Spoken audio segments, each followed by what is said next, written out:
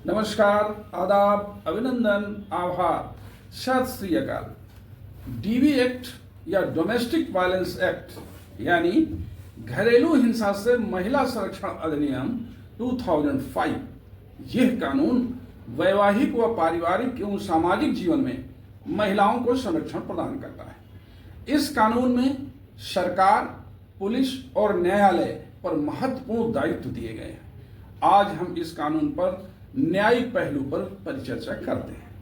भारतीय पुरुष प्रधान परिवेश में महिला के साथ उसी घर में रहकर साझी गृहस्थी के लोगों द्वारा प्रायः गाली गलौज करना, मारपीट करना, ताना देना, उपहास करना, भूखा रखना, लैंगिक दुर्व्यवहार करना, घर से निकाल देना, बात बात पर क्रोधातुर होना आदि दुर्भाग्यपूर्ण घटनाएं होती हैं, जिसमें से पारिवारिक एवं सामाजिक संतुलन बिगड़ता है।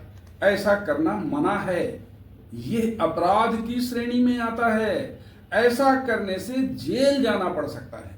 मैं सुरेश सविता इस व्याख्यान से ऐसे कृत्यों के प्रति आप सबको जागरूक करता हूं। घरेलू हिंसा से महिला संरक्षण अधिनियम की धारा 3 में घरेलू हिंसा विस्तार पूर्वक परिभाषित है, जिसका संक्षिप्त सार अर्थात सब्सटेंस ये है कि एक ही साझी गृहस्थी में रहने वाली महिला या नाबालिग बालक के साथ पीड़ा पहुंचे, चाहे वो मनसा वाचा करना हो या अन्य किसी भी प्रकार से किया गया दुर्व्यवहार हो या कृत्य हो जिससे महिला के जीवन, शरीर एवं मन को पीड़ा हो, तो ऐसे कृत्य घरेलू हिंसा कहे जाएंगे। ऐसा करने पर जेल जाना पड़ सकता है, आर्थिक क्षतिपूर्ति देनी पड़ सकती है या उसी घर में महिला को पृथक रहने की जगह देनी पड़ सकती है। धारा 4 सपठित धारा 2E के तहत कोई व्यक्ति पीड़ित महिला के साथ हो रही ऐसी घटना की सूचना संरक्षण अधिकारी को दे सकता है। कोई व्यक्ति, यह शब्द महत्वपूर्ण है, वो पीड़ित महिला कई बार ऐसे दुर्व्यवहार को अपना दुर्भाग्य समझकर सहन करती है और उसकी स्थिति दयनीय हो जाती है, लेकिन उसका कोई रिश्तेदार, रक्त संबंधी, यहां तक कि उसके पड़ोसी भी इस कार्य की या इस दुष्कृत्य की सूचना संरक्षण अधिकारी को दे सकते हैं और ऐसा पुलिस थाने में भी सूचना देकर कह सकते हैं। धारा 5 में संरक्षण अधिकारी या पुलिस या मजिस्ट्रेट को जो परिवार प्राप्त करता है, तो पीड़ित महिला को संरक्षण देने एवं कानूनन सहायता प्राप्त करने के अधिकारों की जानकारी देंगे और उसके लीगल सर्विसेज अथॉरिटी एक्ट एवं धारा 498A 498A आईपीसी, जिसे अब धारा 86 भारतीय न्याय संहिता कहा जाता है, उसमें भी कार्यवाही का विकल्प बताएंगे। धारा 6 में संरक्षण अधिकारी या सर्विस प्रोवाइडर पीड़ित महिला को शेल्टर होम्स में रखने की भी व्यवस्था करेंगे। यानी सरकार ऐसे शेल्टर होम्स बनाएगी जहां ऐसे घरेलू हिंसा से पीड़ित महिला को रखा जा सकता है, जहां इन्हें चिकित्सकीय सुविधा भी दे दी जाएगी।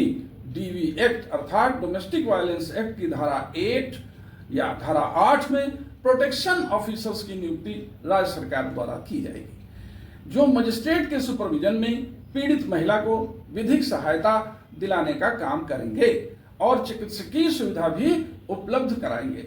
इस कानून में धारा 10 के तहत उन सर्विस प्रोवाइडर्स को भी शामिल किया गया है जिन्होंने एनजीओ चलाया है या सोसाइटी रजिस्ट्रेशन एक्ट या कंपनी एक्ट के तहत पंजीकृत संगठन बनाया है।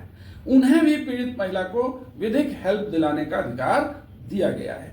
पीड़ित महिला या प्रोटेक्शन ऑफिसर धारा 12 के तहत मजिस्ट्रेट को प्रार्थना पत्र देकर क्षतिपूर्ति की याचना कर सकेगा। जब न्यायालय की कार्यवाही शुरू होगी तो धारा 12 से न्यायिक कार्य की शुरू हो जाएगी और मजिस्ट्रेट को बहुत विस्तृत पावर दे दिए गए हैं।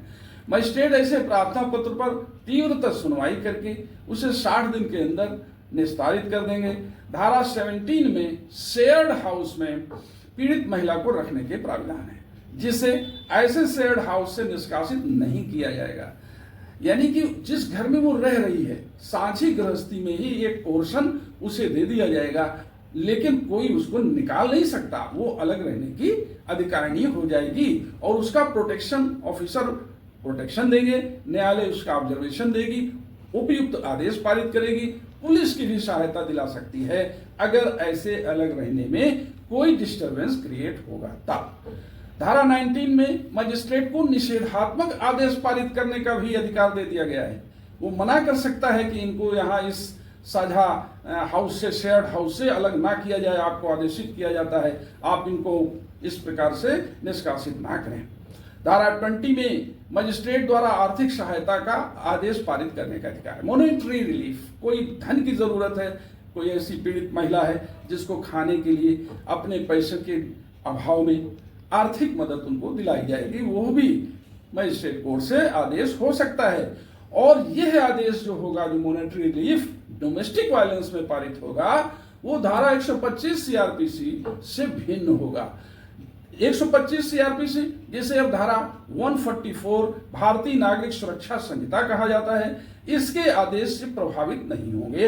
यानी डीवी एक्ट में अलग मॉनेटरी रिलीफ होगी और अगर उसका 125 सीआरपीसी का काम चल रहा है, का मुकदमा चल रहा है, उसमें कोई रिलीफ मिलती है तो वो अलग होगी, वो इसको मॉनेटरी रिलीफ को प्रभावित नहीं करेगी। इसको समय समय पर परिवर्तित करने का एवं लागू कराने के प्रावधान भी धारा 20 में दिए गए हैं।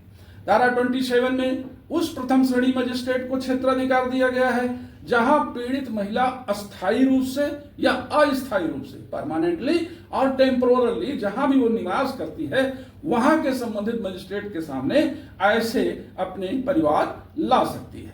धारा 28 में धारा 28 में सीआरपीसी, जिसे अब धारा 144 भारतीय नागरिक सुरक्षा संहिता कहा जाता है, के प्रावधान लागू होना कहा गया है। ऐसे आदेशों के विरुद्ध अपील करने का अधिकार धारा 29 में दिया गया है, जिसमें कहा गया है कि अपील की अवधि 30 दिन के अंदर होगी, जो सेशन कोर्ट में होगी।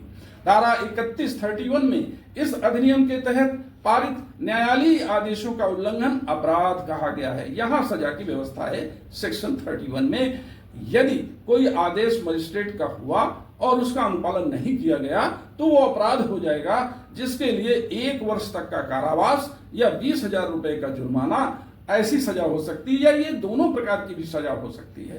धारा 33 में संरक्षण अधिकारी यदि पीड़ित महिला को यथाविधि संरक्षण देने में लापरवाही बरतता है तो संरक्षण अधिकारी को भी दंडित किया जा सकता है। Thank you for watching. Please इसे सब्सक्राइब करिए, लाइक करिए, यही आपसे गुजारिश है। धन्यवाद। जय हिंद।